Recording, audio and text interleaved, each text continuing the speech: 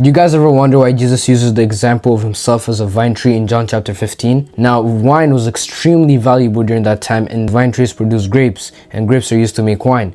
So when someone had a lot of wine, when you go to weddings, you expect wine, because wine was a sign of honor and value, right? If someone has access to a lot of wine, it mostly means that they have access to money and valuable things. So wine symbolizes honor and value during that time. People, kings, governors, leaders, all these kinds of people used to drink wine a lot, which means it symbolized something with value to people, right? So I was just wondering, like, when else is wine mentioned in the Bible? Now in John chapter 2, Jesus turns water into wine.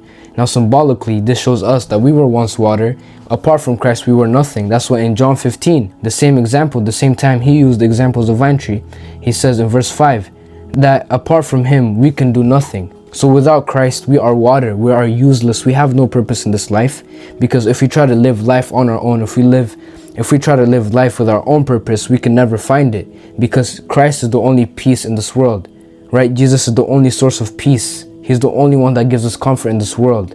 You can never find lasting eternal peace in this world, because everything here in this world is all temporarily and only brings temporarily pleasures and peace. So you might think that money will buy you happiness and joy, but once you receive it, you always long for more.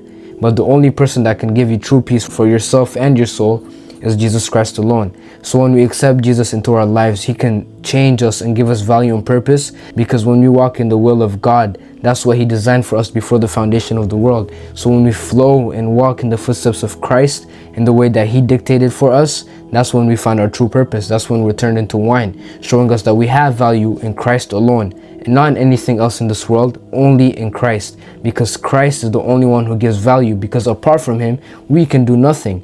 So let's stop building our identity on the things of the world and materialistic things, but find our identity and purpose in Jesus Christ alone.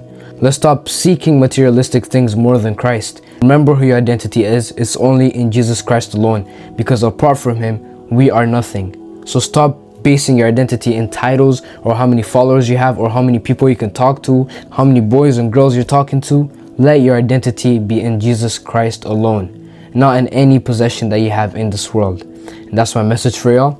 Peace.